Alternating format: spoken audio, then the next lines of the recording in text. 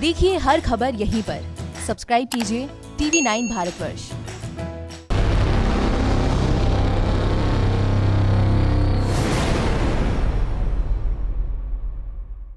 आखिर दुनिया के ताकतवर देश या ताकत हासिल करने के लिए बेचैन नेता जिस एटम बम के दीवाने हैं, वो एटम बम क्या है? एटम बम के अंदर इतनी ताकत कहां से आती है कि उसे मानवता के लिए सबसे बड़ा खतरा माना जाता है?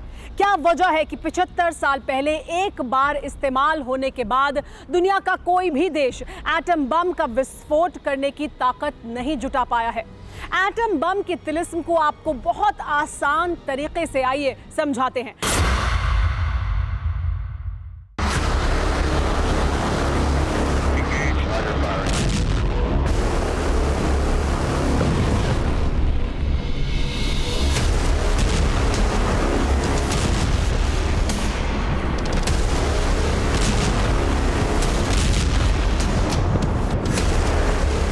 एटम बम गिरता है और कुछ पलों के भीतर समंदर आसमान छूने के लिए बौखला जाता है।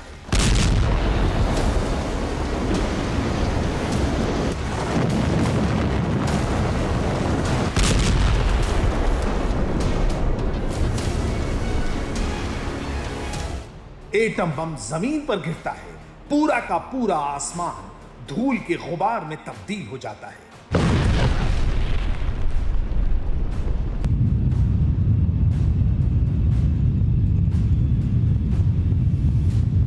एटम बम किसी शहर पर गिरता है तो उस शहर के जर्रे जर्रे में कहर की निशानियां पीढ़ी दर पीढ़ी तक दिखती हैं।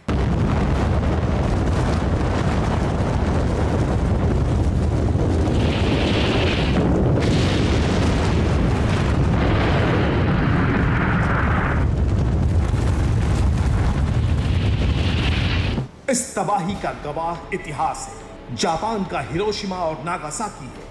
दरअसल जिसे आम बोलचाल में एटम बम कहते हैं, वो न्यूक्लियर बम होता है। एटम बम न्यूक्लियर परिवार का हिस्सा है। इसे ऐसे समझिए, न्यूक्लियर बम 3 तरह का होता है: एटम बम, हाइड्रोजन बम और कोबाल्ट बम।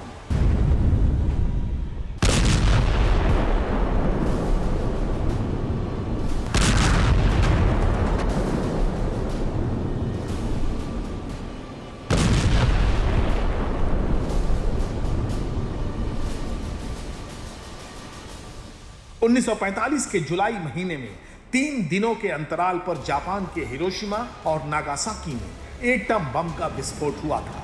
वो एटम बम का मशरूम है जिसकी याद भर से ही इंसानियत कराह उठती है।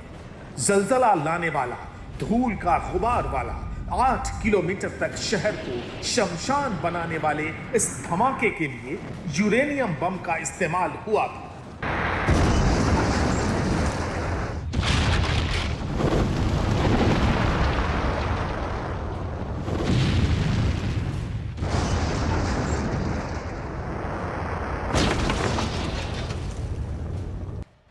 एटम बम बनाने के लिए यूरेनियम और प्लूटोनियम का इस्तेमाल होता है। इस बम में यूरेनियम और प्लूटोनियम के पदार्थों में टूट पैदा की जाती है। टूट पैदा करने के लिए फिजन तकनीक का इस्तेमाल होता है। यूरेनियम और प्लूटोनियम में फिजन से अपार ऊर्जा निकलती है, जिससे तापमान 13,000 डिग्री सेंटीग्रेड तक पहुंच जाता है। यह इतना तापमान होता है कि स्टील को गलाने में भी सक्षम है। न्यूट्रॉन प्रोटॉन से बनता है आपका एटम, और उसके साथ इलेक्ट्रॉन मिल के न्यूट्रॉन प्रोटॉन मिल के आपका बनता है न्यूक्लियस, और न्यूट्रॉन प्रोटॉन और उसके साथ इलेक्ट्रॉन मिल के आपको वो बनता है एटम। एटम बम गिरने के साथ सिर्फ धमाका नहीं होता, बल्कि जो धूल का गुबार उठता है, उस गुबार के साथ विकिरण शुरू हो जाती है। जहां जहां तक हवा के साथ ये धूल पहुंचती है, वहां वहां तक विकिरण का असर होता है। इसे आप ऐसे समझिए कि हिरोशिमा धमाके का असर 8 किलोमीटर के दायरे में हुआ। लेबनान धमाके ने 10 किलोमीटर दूर तक असर डाला। इसलिए अगर एटम बम फटा तो ये कई किलोमीटर तक महाविनाश की कहानी लिखेगा, क्योंकि आज के एटम बम पहले के मुकाबले बेहद शक्तिशाली है।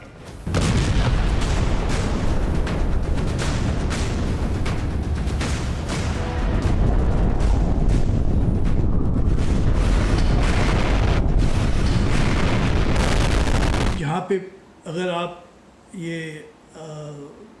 कहीं ऊंचाई पे अगर फुटता है, ये बर्स्ट होता है, एयर बर्स्ट होता है, तो अगर आप 3 किलोमीटर के दूरी पे हैं जहाँ पे गिराया जाता है बम, तो वहाँ पे 3 किलोमीटर की दूरी तक जितने बिल्डिंगें हैं वो पूरे ख़त्म हो जाएंगी। ये 20 किलोटन एटम बम की बात कर रहे हैं। एटम बम फटने के बाद विकिरण से पैदा होने वाले तापमान के कारण हर एक चीज पिघलने लगती है।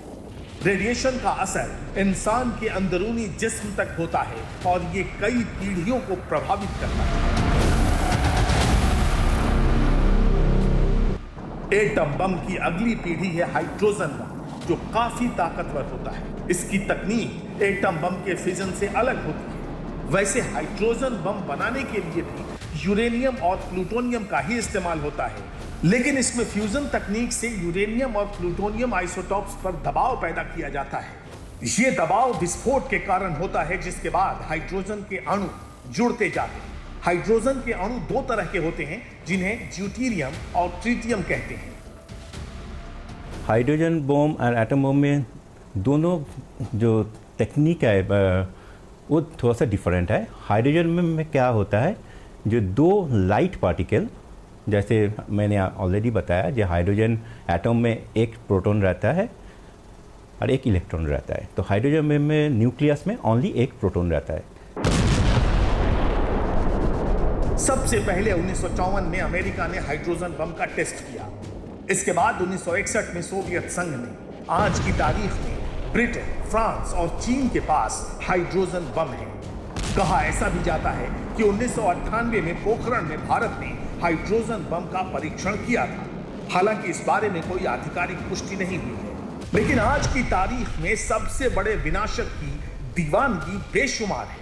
खुद को अमेरिका से लड़ने लायक बनाने के लिए उत्तर कोरियाई तानाशाह किम जोंग भी हाइड्रोजन बम का दीवाना है। किम जोंग का दावा है कि 2016 में नॉर्थ कोरिया ने हाइड्रोजन बम का सफलतापूर्वक टेस्ट कर लिया था।